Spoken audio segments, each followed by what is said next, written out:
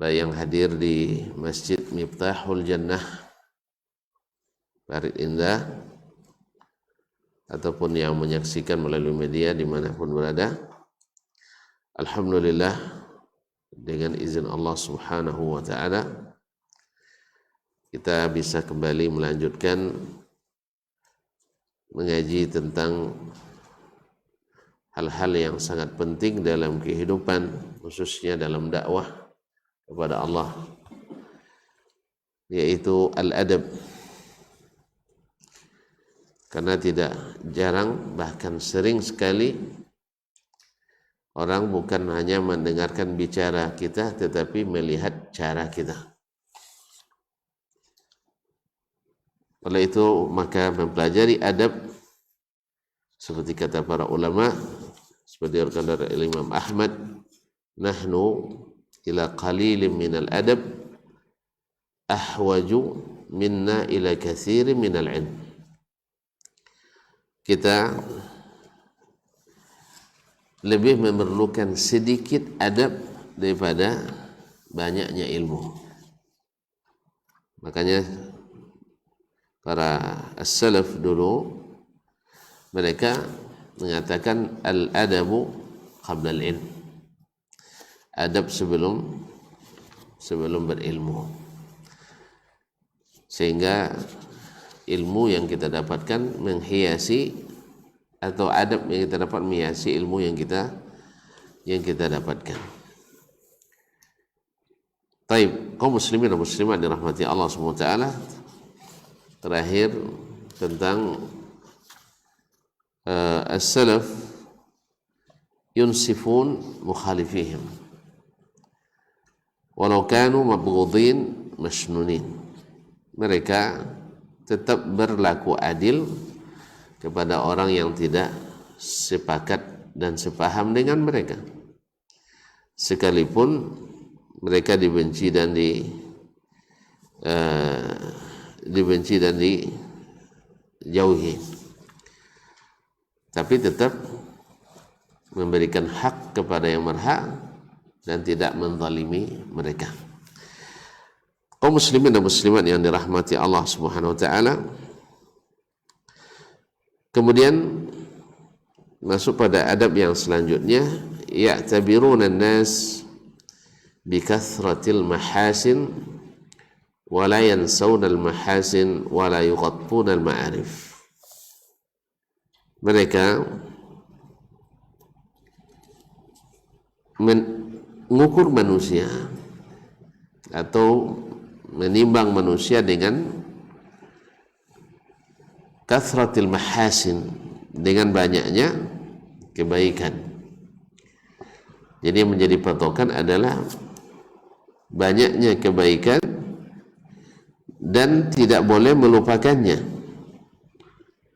dan tidak pula menutup-nutupi al-ma'arif, hal-hal yang baik dari orang yang dari seseorang. Tentu saja kaum muslimin dan muslimat ini tidak bertentangan dengan menjelaskan kesalahan orang yang bersalah atau meluruskan orang yang menyimpang, atau menyebutkan kelemahan orang yang mesti disebutkan kelemahannya, tetapi tetap melihat banyak sedikitnya kebaikan yang dilakukannya, bukan dengan satu keburukan menghilangkan sejuta kebaikan. Ibarat pepatah, hujan sehari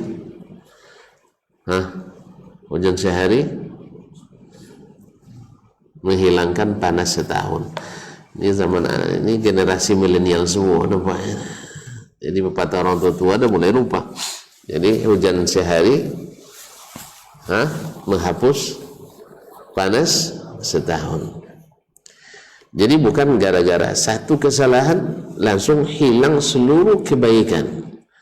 Ini kita tidak termasuk adab yang dianjurkan.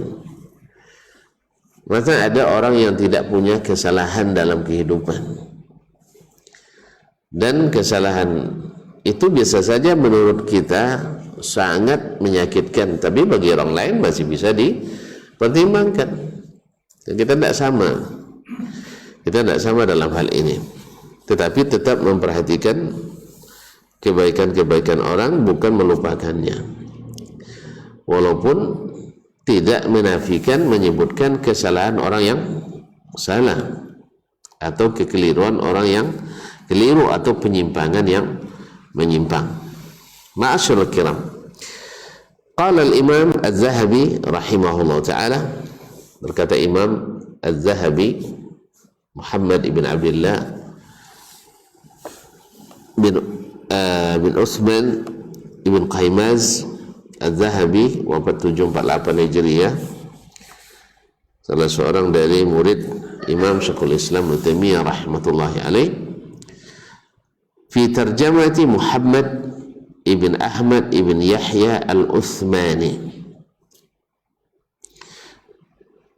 ketika menyebutkan biografi dalam kitabnya Syiar Alamin Nubala. Kan Syiar Alamin Nubala itu adalah isinya adalah sejarah biografi orang-orang besar dalam Islam, orang-orang yang punya jasa dalam Islam, baik ulama maupun selain ulama, termasuk pemikir dan sebagainya, orang-orang yang diberikan kelebihan oleh Allah SWT. Berkata beliau, ghulatul mu'tazilah wa ghulatu asy-syi'ah wa ghulatul hanabilah wa ghulatul asy'ariyah wa ghulatul murji'ah wa ghulatul jahmiyah wa ghulatul karramiyah qad majat bihimud dunya wa kathuru wa fihim azkiya wa ubbad wa ulama. Nas'alullaha al-'afwa wal maghfirata li ahli at-tauhid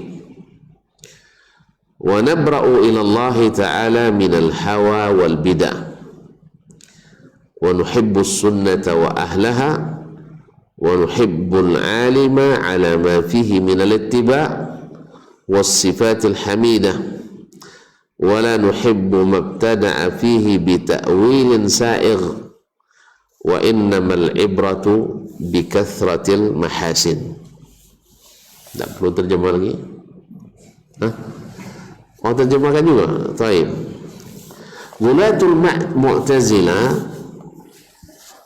golongan Mu'tazilah yang ghulu. Mu'tazilah adalah salah satu aliran pemikiran dalam Islam yang menjadi sumber musibah terbesar bagi akidah Islam. Karena dengan aliran Mu'tazilah ini melahirkan aliran-aliran pemikiran yang bermacam-macam dalam Islam, menyebabkan penyimpangan, di mana orang dengan logikanya sampai-sampai membantah Tuhan atau membantah Allah dan membantah Nabi Sallallahu Alaihi Wasallam. Maka dia adalah ra'su al-ibtida', adalah pokok pangkal segala bid'ah dalam akidah, bahkan dalam masalah ibadah. Ini dipelopori dulu oleh Wasil ibn Atha al-Khurasani. Kalau antum lihat gurunya, tidak percaya antum. Siapa gurunya? Para tabi'in, di antaranya Imam Al-Hasan Al-Basri. Al-Hasan Al-Basri. Kenapa Hasan Basri? Abu Sa'id. Beliau adalah Imam Jami' Al-Basra wa Khatibwa, seorang ulama besar, saking terkenalnya sampai ke sini banyak Pak Hasan Basri. Ya, beliau adalah ulama besar di masa tabi'in.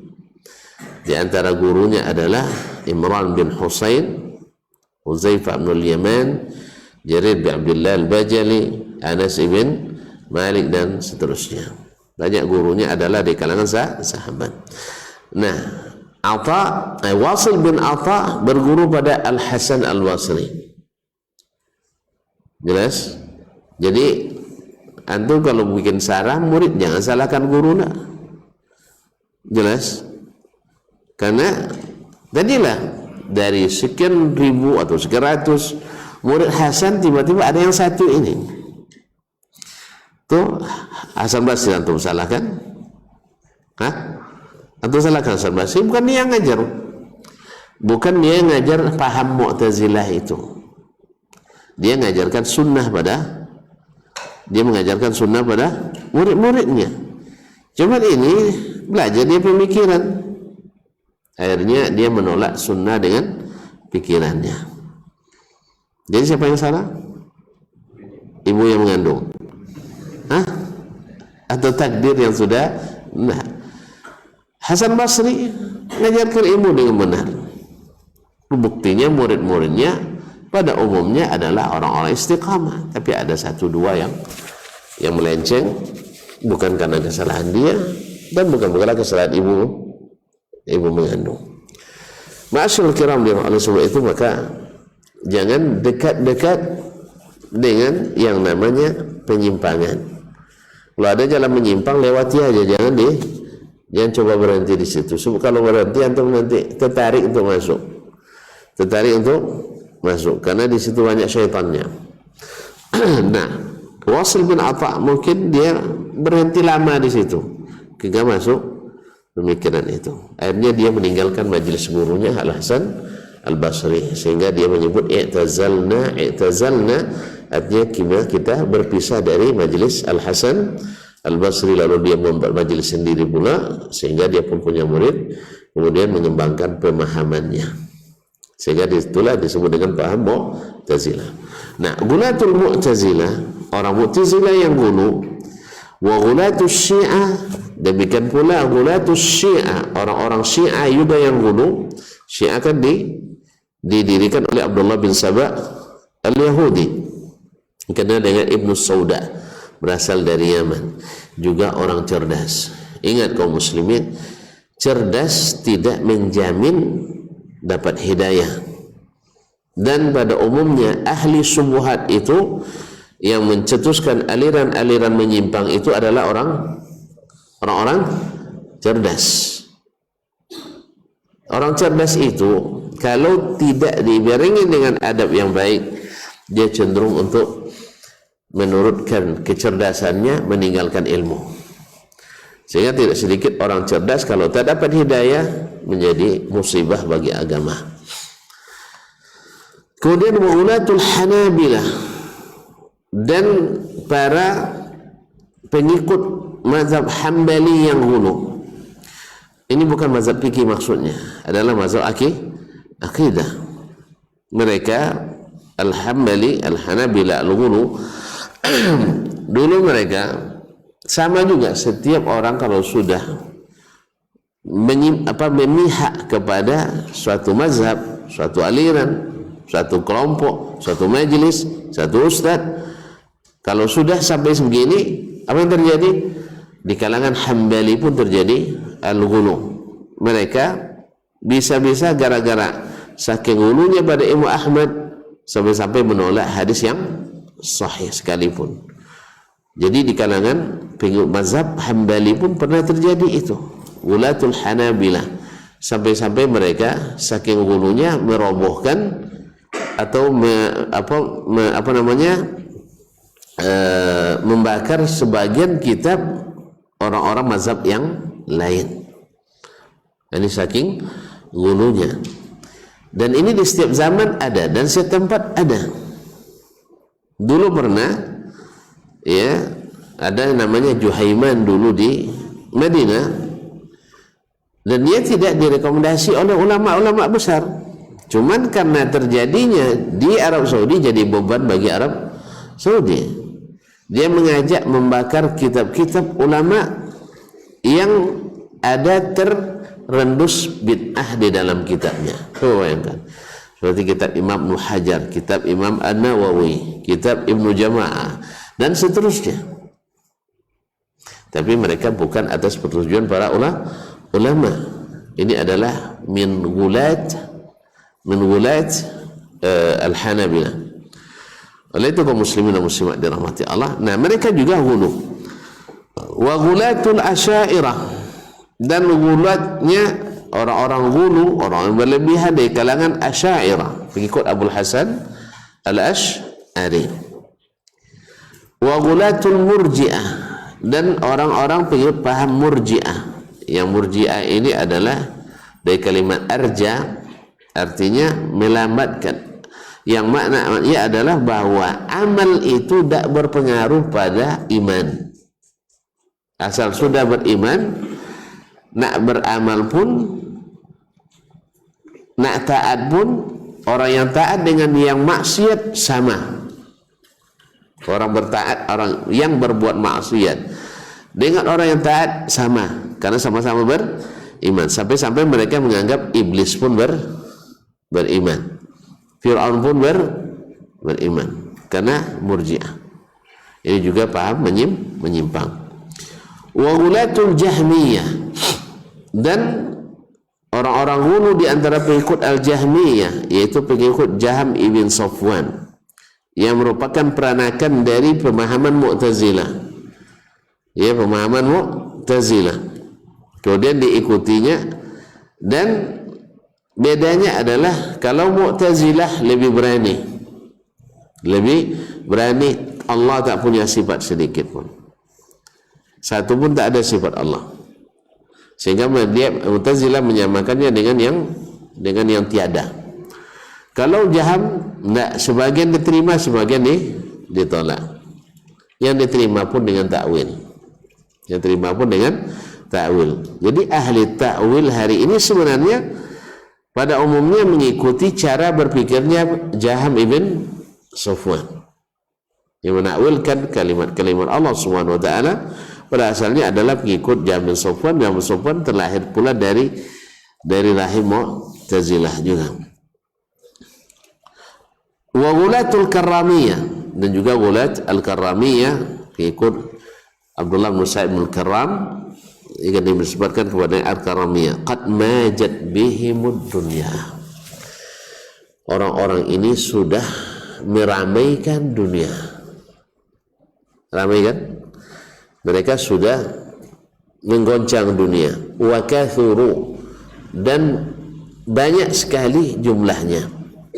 Bahkan di sebagian negara atau sebagian tempat di masa kita ya, menjadi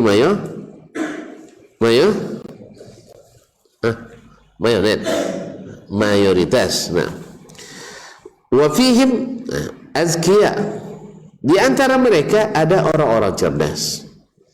Ini kan insafnya Imam Az-Zahabi, cerdas. Kita tidak boleh ahlu sunnah, tidak boleh seperti ahlu bid'ah. Ahlu bid'ah mengatakan kita ini orang bongak-bongak, betul kan? Orang-orang dungu, akalnya tidak dipakai. Iya, kita tidak boleh seperti itu. Kita tidak. Imam Az-Zahabi mengatakan di antara mereka ada orang-orang cerdas. Betul, orang-orang cerdas, harus kita akui. Kalau sekarang misalnya orang-orang yang menyimpang, banyak ada orang cerdas, banyak. Profesor doktor, masa ada profesor doktor bongak? Hah? Cerdas apa enggak? Biar tahu antum selesaikan S1 dulu baru tahu. Ya, habis itu selesaikan S2, selesaikan S3. Iya tak? Buktinya, makanya mana yang lebih banyak orang jadi dokter atau yang bukan? Yang bukan atau yang banyak?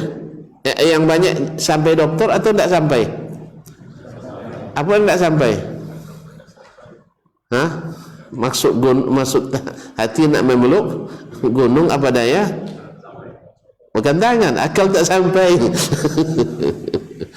Kadang biaya tak cukup, kadang juga kemampuan tidak mampu. Orang, tidak semua orang mampu. Jadi mereka orang cerdas. Cuman orang cerdas belum tentu dapat hidayah. Apa sebab tidak dapat hidayah? Dia tidak berilmu, atau sampai ilmu tapi tidak mengikuti.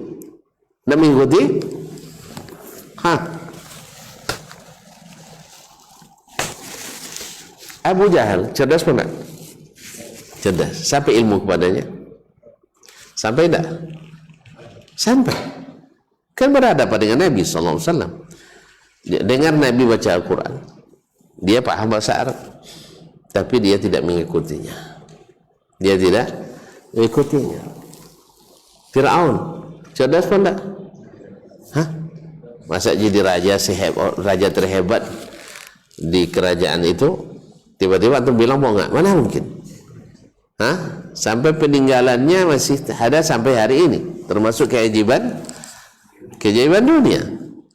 Bukan orang biasa, Hamad, tapi tidak dapat hidayah. Sampai ilmu, sampai Musa sampai kepadanya, mau dia ikut? Tidak mau. Sama juga kita hari ini, berapa banyak orang cerdas sampai ilmu kepadanya. Tidak mungkin dia nggak tahu ayat-ayat Allah SWT. Kadang-kadang dari ahli tafsir, kadang dari ahli hadis, kadang dari ahli fikih. Dia belajar akidah. Ya, dulu ada seorang profesor Indonesia ini, dia belajar di Kanada, belajar Islam di Amerika, mempelajari tentang Syekhul Islam Ibnu Taimiyah. Syekhul Islam Ibnu Taimiyah, imamnya Ahlussunnah wal Jamaah, yang beliau ini punya hujjah yang bisa mematahkan segala aliran yang sesat, karena dia menguasai orang, cara berpikir Mu'tazilah dia kuasai, cara berpikir Sufi dia kuasai, cara berpikir Syiah dia kuasai, sehingga dia bisa menulis bantahan terhadap mereka yang tak bisa mereka tolak, bantahan yang tidak bisa mereka patahkan lagi. Akhirnya difitnahlah Syekhul Islam sebagai aliran sesat, difitnah dia ikut ajaran Yahudi dan sebagainya. Padahal mereka tahu bahwa beliau bukan belajar dari Yahudi, tapi belajar dari Al-Quran dan Sunnah. Sama hari ini, ketika ada yang memfitnah bahwa Wahabi dari Yahudi katanya, dia tahu sampai hari ini Wahabi tidak punya hubungan diplomatik dengan Yahudi. Yang mengatakan, yang menuduh Yahudi itu justru mereka punya hubungan. Tidak paham.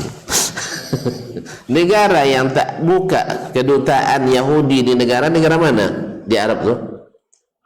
Ya Rasulullah. Mesir bukan tak? Maroko bukan tak? Turki bukan tak? Taib. Yang ngomong bahwa Arab Saudi dibantu oleh Yahudi siapa? Ya orang-orang dari situ, dari Turki, dari Mesir, kemudian disalin oleh orang-orang kita di sini. Jelas? Padahal mereka yang mesra-mesra awal ini tuduhnya. Ibaratnya awal orang makan cemoda, kita dapat gotang. Nah itu salah. Dia yang mesra-mesra sama Yahudi itu, dia yang punya hubungan, kita yang dituduhnya sebagai bentukan Yahudi. Mereka tahu itu, cuman hilang patuh dia. Tonton dah apa bahwa ketika orang tua lagi nampak hilang patut karena setuju, ya hilang patut dek tujuh. Itulah ya. Jadi sebenarnya mereka tidak mengatakan itu, tapi karena ini bisa menjatuhkan dakwah ini, maka mereka memfitnah dengan fitnah itu. Kaum muslimin dan muslimat dirahmati Allah SWT. Nah, di antara mereka itu ada orang-orang pintar, wa'ubad, ahli ibadah. Tuan-tuan kalau lihat sebagian dari aliran-aliran menyimpang itu, masya Allah cerdas-cerdas, dan ahli ibadahnya lebih hebat-hebat dari kita. Tuan-tuan kalau tidak ngaku ya, sahabat aja ngaku, masa tuan-tuan tidak ngaku? Hah? Sahabat ngaku enggak bahwa ada aliran sesat yang ibadahnya lebih hebat daripada sahabat? Pernah dengar? Sahih Bukhari Muslim disebutkan bahwa orang khawarij yaqra'un al-Quran la yujawizu taraqiyahum tahqiruna salatakum ila salatihim wa siyamakum ila siyamihim. Kalian merasa minder, merasa rendah salat kalian dibanding salat mereka. Puasa mereka lebih banyak daripada puasa kalian. Coba Nabi yang bilang. Jadi di antara ahli bid'ah itu ada yang cerdas, banyak ahli ibadah. Dan itu harus kita akui. Wa ulama, bahkan ada juga ulama-ulama. Benar. Setiap setiap penyimpangan itu ada ulamanya memang. Sebagaimana Ahlus Sunnah ada ulamanya, yang Ahlu Bid'ah juga ada ulamanya. Allah musta'an. Nas'alullah al-'afwa wal maghfirah. Kita memohon kepada Allah kemaafan dan ampunan li ahli tauhid, bagi ahli tauhid. Kita mohon kepada Allah maaf dan ampunan bagi ahli tauhid. Wa nabra'u ila Allah ta'ala minal hawa wal bidah, dan kita berlepas diri kepada Allah dari hawa dan bid'ah, daripada mengikut hawa dan mengikut bid'ah. Wa nuhibbus sunnata wa ahlaha, nasib kata Imam Zahabi, dan kita mencintai sunnah dan ahlinya. Wa nuhibbul alim, dan kita mencintai ulama ala ma fihi minal ittiba', sejauh mana dia mengikut. Siapa yang ikut? Nabi Muhammad sallallahu alaihi wasallam. Wasifatil hamidah, sejauh mana pula dia memiliki sifat-sifat yang terpuji. Jadi sejauh mana dia mengikut Nabi, sejauh itu pula cinta kita kepada seorang alim. Sejauh mana dia memiliki sifat-sifat terpuji, sejauh itu pula kita mencintai seorang alim. Wala nuhibbu mabtada'a fihi bi ta'wilin sa'ik, dan kita tidak mungkin mencintai apa yang dia buat-buat atau bid'ah yang dia ada-adakan, walaupun dengan ta'wil yang dibolehkan, walaupun dengan ta'wil yang diterima, tapi menyebabkan bid'ah kita tidak mensuka. Jelas ya?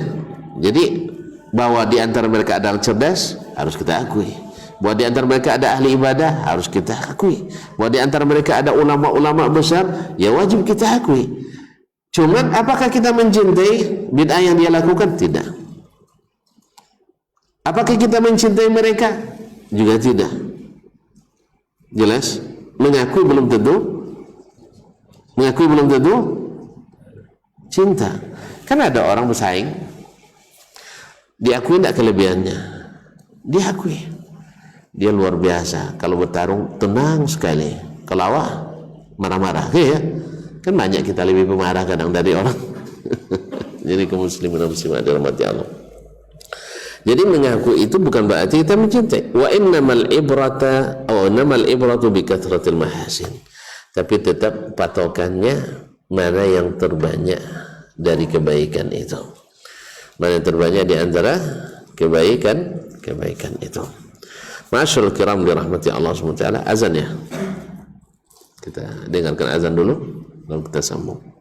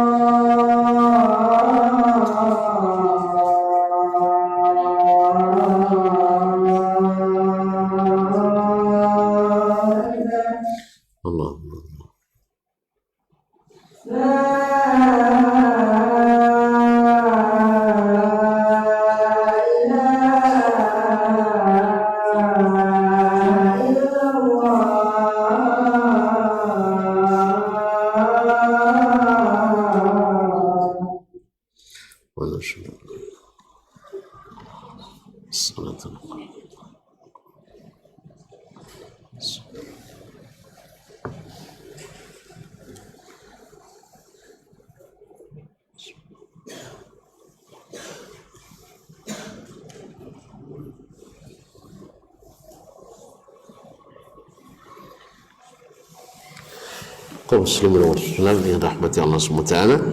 Kemudian beliau waqala Az-Zahabi rahimahullah, berkata lagi Imam Az-Zahabi rahimahullah ta'ala fi tarjamah Ibn Abdul Bar, dalam menterjemahkan atau menyebutkan biografi Imam Ibn Abdul Bar Al-Imam Al-Allamah, seorang imam dan ulama besar mazhab Maliki di Andalus. Ada di masa itu ada dua orang ulama besar fikih, hadis, dan lahir di tahun yang sama dan wafat di tahun yang sama. Satu di bagian timur negeri Islam di Baghdad, satu di negeri Islam bagian barat yaitu di Andalus. Yang di Baghdad adalah Abu Bakar Al-Khatib Al-Baghdadi, Sahih Tarikh Baghdad. Sedangkan di Andalus adalah Imam Abu Umar Ibn Abdul Bar An-Namari Al-Andalusi rahimahumullah, sama-sama wafat 463 Hijriah. Nah, Imam Az-Zahabi rahimahullah ketika menyebut terjemah biografi imam ini dalam rangka mengkritisi, tetapi beliau tetap menyebutkan kelebihannya.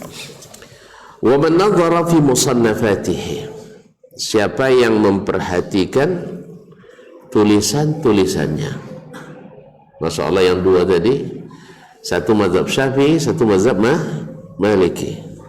Kedua-duanya punya tulisan yang mirip-mirip dalam hadis dan fikih. Hadis dan fikih baik tulisannya yang mirip, padahal satu di timur, satu di barat. Kira-kira hari itu dari Baghdad ke Spanyol ke Madrid berapa lama ya? Terus sekarang berapa jam? Hah? Nggak tahu. Saya juga nggak tahu berapa ya, belum pernah pergi nih. Tapi kalau dari Jeddah misalnya menuju ke Maroko 5 jam, tambah lagi dari Maroko ke ibu kota Spanyol lebih kurang 5 jam lagi, berarti 10 jam ya, dekat ya. Oke ya, 10 jam. Dari Pekanbaru ke Jeddah berapa jam? Hanya 8 jam. Berarti mana lebih jauh? Jeddah Pekanbaru dekat. Hah? Kalau antum mengharungi samudra India itu berapa lama perlu waktu? Hah? Jadi kaum muslimin dan muslimat dimati Allah. Tapi masya Allah punya kemiripan. Tahu tak rahasianya? Karena lahir dari sumber yang sama. Jadi keahlian di hadisnya, walaupun di sana bermazhab Maliki, di sini bermazhab Syafi'i. Jadi mirip-mirip tulisannya. Masya Allah tabarakallah. Oleh itu kaum muslimin dan wafat di tahun yang sama, lahir di tahun yang sama. Subhanallah. Nah inilah Ibnu Abdul Bar rahmatullahi ta'ala. Wa man nazara fi musannafatihi, siapa yang memperhatikan tulisan-tulisannya, buku-bukunya, bana lahu manzilatuhu, akan terlihat dan jelas olehnya betapa tinggi posisinya. Min sa'atil ilmi, yaitu ilmu yang luas, wa quwwatil fahm, pemahaman yang kokoh dan kuat, wa sayalaniz zihin, dan otak yang encer. Wa kullu ahadin, cuman wa kullu ahadin yu'khadhu min qawlihi wa yutrak, tapi tetap saja setiap orang ada pendapatnya yang diterima dan ada yang ditolak, illa Rasulullah sallallahu alaihi wasallam, kecuali Rasulullah sallallahu alaihi wasallam. Jadi saya membantah ini, kata beliau, bukan karena merendahkan, tidak, tapi wajar seorang ulama setinggi apapun ilmunya tetap ada yang diterima, ada yang ditolak daripadanya, kecuali Rasulullah sallallahu alaihi wasallam. Walakin iza akhta'a imamun fi ijtihadihi, masih berkata Imam Az-Zahabi rahimahullah, tetapi bila seorang imam salah dalam berijtihad, la yanbaghi lana an nansa mahasinahu, tak boleh kita melupakan kebaikan-kebaikannya. Ya, seperti sekarang orang kan, sebagian ahli bid'ah mengumpulkan kesalahan-kesalahan Syekh Al-Albani dalam mentakhrij hadis. Menurut versi dia, ini kan kesalahannya, yang tujuannya adalah untuk menjatuhkan Syekh Al-Albani. Dikumpulkan lebih kurang 300 hadis lebih, yang kalau nanti ditilik nanti adalah sebagian besar nanti ada yang menang adalah Syekh Al-Albani sebenarnya. Tapi ala kulli hal, nah dari 300 hadis, pada beliau mentakhrij banyak puluhan ribu hadis. Berapa? Anggaplah 30.000 dari 300, berapa persen? 300 dari 30.000 berapa persen? Hah? Mana 10%? 1%. Kalau 10% ya 3.000. Kalau 300 1%. Baik, kalau 1%, kalau antum jadi dosen, jadi guru, ya nilai dari jumlah soal ada 10 atau ada 100, masing-masing soal nilainya 1, lalu salah 1, itu kasih nilai berapa? Ustaz, kasih nilai berapa? Ya Allah ya Rabbi, tidak pernah jadi guru ya, tidak pernah. Soalnya 100, masing-masing soalan nilainya 1, berarti kan kalau betul semua 100, kalau salah 1 200. 90, 9 salah 2, 8 salah 3. Dan mulai bingung nanti. 100 kurang 3, 107. Baik, andai dia salah 10, berapa nilainya? 90 lulus apa enggak? Lulus apa enggak? Ya lulus. Tinggi apa rendah nilainya? Ya tinggi. Jadi kaum muslimin, orang ini ingin dengan ini membuktikan bahwa Al-Albani tidak ngerti hadis. Kan itu maksudnya. Itulah ahli bid'ah itu suka merendahkan. Ahli sunnah nggak boleh. Jangan ikut-ikutan pula. Kalau antum walaupun ahli sunnah tapi ikut-ikut merendahkan orang yang harusnya tinggi, berarti antum mungkin telah melakukan cara ahli bid'ah. Jelas? Maka yang seperti ini jangan diikuti. Jangan Ikuti, kami punya banyak syekh bicara tentang si fulan, dia orang alim besar, dia bilang ini adalah orang apa namanya, dia bilang lebih jahil daripada keledai ayahnya, ajhal min himari abi. Antum ikuti itu? Hah? Yang disebutkannya itu seorang doktornya 2 di bidang ilmu agama misalnya. Walaupun syekh kita yang bilang, saya tidak ikuti. Sebab untuk satu doktor saja, cobalah nanti antum kuliah S3 biar antum tahu gitu ya. Nah, ya. Untuk sampai satu saja luar biasa.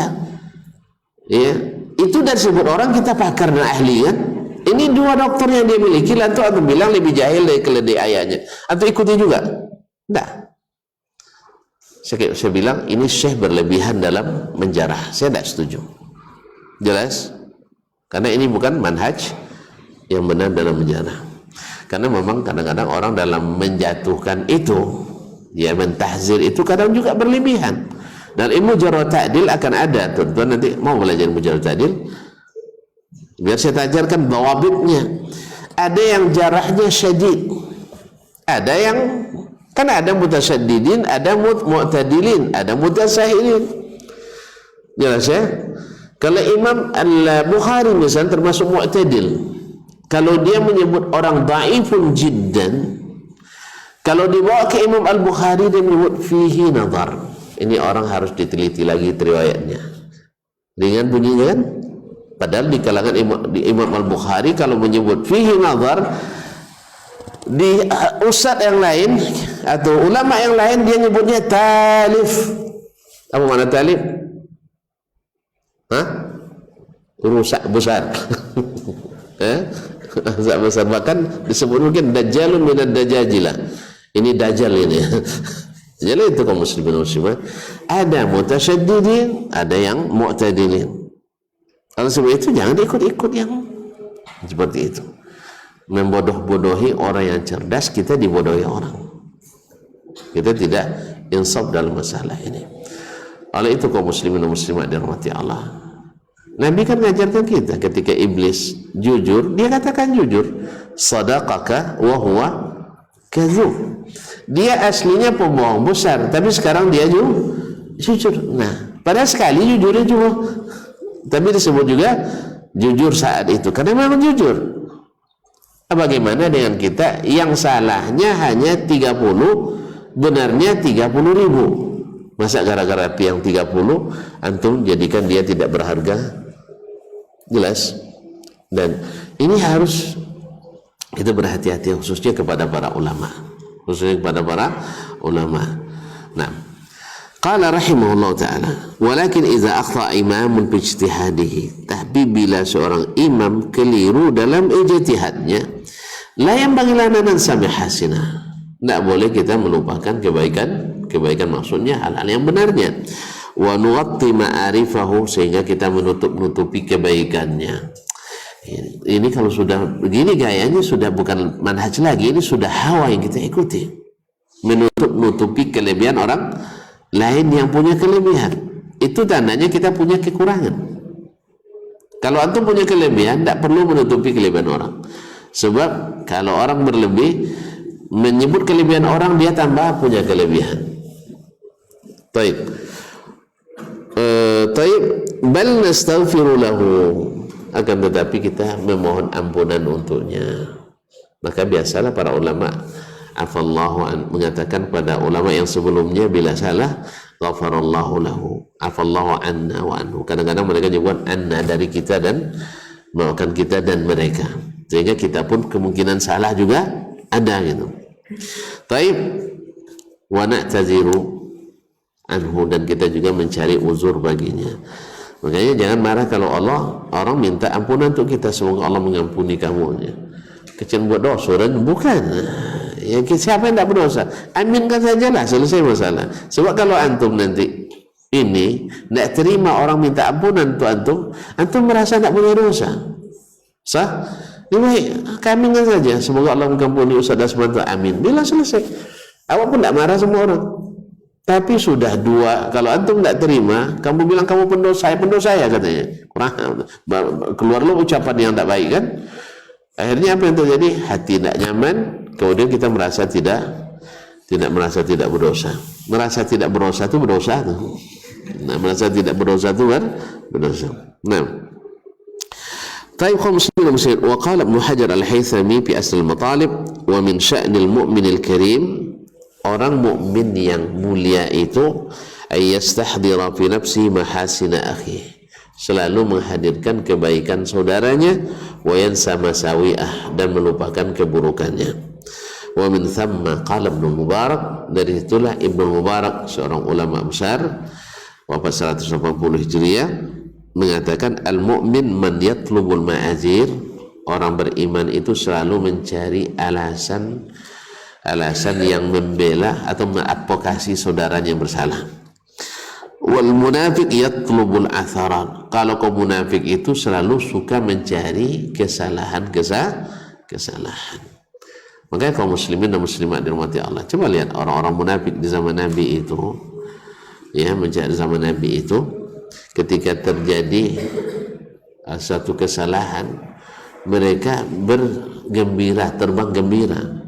Misalnya ketika Ibunda Aisyah radhiyallahu anha terlambat dari iringan pasukan, dilihat bersama Utsman bin Maz'un, gembira mereka, ini peluang untuk bikin fitnah, sehingga mereka membuat fitnah besar yang membuat Nabi sallallahu alaihi wasallam bersedih besar. Nah, kita barangkali juga ada yang sengaja mencari-cari betul rupanya. Apa yang betul? Pokoknya betul rupanya. Rupanya hadir itu untuk cari kesalahan. Nah, Allah musta'an. Wa qala al-Madaini, berkata Imam al-Madaini, lahana al-Hajjaj yawman, Hajjaj ibn Yusuf al-Thaqafi suatu hari lahan, salah berbahasa, salah lahan. Faqala an-nas, lalu orang-orang mengomentari, lahan al-amir, ya, Pak Gubernur salah bahasanya. Fa akhbarahu ba'du man hadar, lalu di antara yang hadir menyampaikan kepada Hajjaj bin Yusuf al-Thaqafi, fatamathala bi syi'ri Qa'nab ibn Ummi Sahib, lalu dia menyebutkan syair Ibnu Qa'nab ibn Ummi Sahib, summun idza sami'u khairan zukirtu bihi, apabila mereka mendengar kebaikan yang aku disebut dengan kebaikan itu, mereka seperti orang yang peka, bisa tahu peka, tuli. Nah, wa in zukirtu bisu'in indahum awdhunu, kalau disebut kesalahanku, telinganya tegak semua, fatanatan fatanuha, law tuqinnu lahum muru'atun aw tuqallil lama fatanu, yang sekecil itu pun mereka tahu, andainya mereka punya bekal marwah dan ketakwaan pada Allah, mereka akan mengabaikan itu. Masa salah huruf aja dicongkel-congkel, salah yu'minu dibaca yu'mina, jadi tidak pandai nahu Ustaz tu. Salah baca, salah terjemah sekali langsung tidak pandai bahasa Arab. Yang protes orang yang tidak pandai juga bahasa Arab. Allah musta'an. Jadi ini kata Hajjaj. Jadi kalau kesalahan sekecil apapun nampak olehnya. Allah musta'an. Tapi kalau kebaikan tidak, mereka tulis semuanya. Iyasma'u syai'an taru bihi farahan, kalau mereka dengar sesuatu mereka terbang gembira mendengar sesuatu. Mata ma sami'u min sahin dafanu, tapi kalau dengar yang saleh yang baik-baik, mereka sembunyikan, mereka kuburkan. Wa su'ila Ru'bah bin al-Hajjaj an a'da'il muru'ah, ditanyakan kepada Ru'bah bin al-Hajjaj, seorang ahli hikmah dan penyair juga di masa dulu, tentang musuh-musuh muru'ah, musuh harga diri. Faqala banu ammisu, anak-anak atau sepupu yang buruk. In ra'au salihan nafanu, bila mereka melihat yang baik mereka kuburkan. Wa in ra'au syarran aza'u, tapi bila melihat kesalahan dan keburukan mereka tebarkan. Yang baik dikuburkan, yang buruk ditebarkan. Wa anir Rabi' diriwayatkan daripada Ar-Rabi' ibn Qais an Ibn Sirin dari Rabi' ibn Anas, dari Rabi' ibn Anas Al-Basri, an Ibn Sirin dari Ibnu Sirin. Ibnu Sirin Muhammad ibn Sirin itu seorang ulama tabi'in yang disebut oleh sebagian ulama adalah afdalut tabi'in, tabi'in yang paling afdal. Ya, sebanyak itu ulama tabi'in dia yang paling utama menurut sebagian. Tapi sebagian besar mendahulukan Sa'id ibn Musayyib. Sa'id ibn Musayyib. Nah, Ibnu Sirin rahimahullah terkenal dengan ilmunya, kezuhudannya, istiqamahnya, dan termasuk keras terhadap ahli bid'ah. Qala dhulmun li akhika an tazkura minhu aswa ma ta'lam. Adalah kezaliman terhadap saudaramu di saat kau menyebut yang terburuk tentang dia. Wa taktumu khairahu, padahal kamu menyembunyikan kebaikannya. Ma'asyul kiram dirahmati Allah. Jadi menyebutkan keburukan orang yang terburuk dari seseorang lalu menyembunyikan kebaikannya termasuk kezaliman. Ma'asyul kiram dirahmati Allah, ini tentu saja dalam kerangka menyebut seseorang, menyebut kelebihan dan kekurangan seorang. Adapun menyebut dengan tujuan adalah dengan tujuan yang syar'i, seperti para ulama al-jarh wa ta'dil menyebutkan kelemahan perawi supaya hadisnya tidak diterima, sebab menerima riwayat dari orang yang tidak benar menyebabkan masuknya dusta ke dalam syariat Islam. Makanya dalam hal ini dibolehkan. Atau menyebutkan kekurangan orang yang hendak menikah. Dia melamar anak gadis seorang, orang itu bertanya dengan kita, bagaimana misalnya orangnya pemurah atau kedekut? Antum tahu dia kedekut, bilang aja, wajib disebutkan, ya. Atau misalnya dia pemarah atau penyabar, dia sebutkan. Kadang kalau sudah mau itu ya, nak penyekut, nak penyabar, pokoknya mau aja lah, yang penting dah terlanjur sayang, ya. Terlanjur sayang. Tapi yang jelas boleh waktu itu kita menyebutkan kekurangan orang yang atau ketika dalam kesaksian dalam suatu di mahkamah dan pengadilan dan kita tahu, maka wajib kita sampaikan. Atau ada orang yang nak menipu, lalu kita tahu dia akan menipu, kita harus sampaikan. Ini hal-hal yang dibolehkan. Tapi ini yang dimaksud di sini adalah di saat tidak ada sebab-sebab yang harus memberikan keburukan orang, maka adalah tidak adil, bahkan zalim menyebutkan keburukan orang dan menyembunyikan kebaikannya. Hadza wallahu taala alam.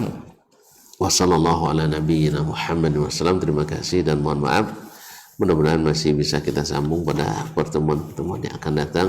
Wabillahi taufiq wal hidayah. Ibnu kurang mohon dimaafkan. Wassalamualaikum warahmatullahi wabarakatuh.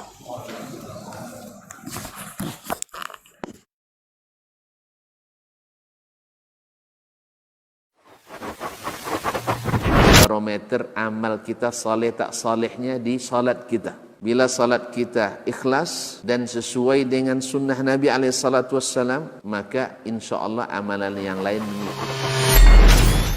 Ini aktivitas ini membantu saya di akhirat atau akan menyulitkan saya di akhirat?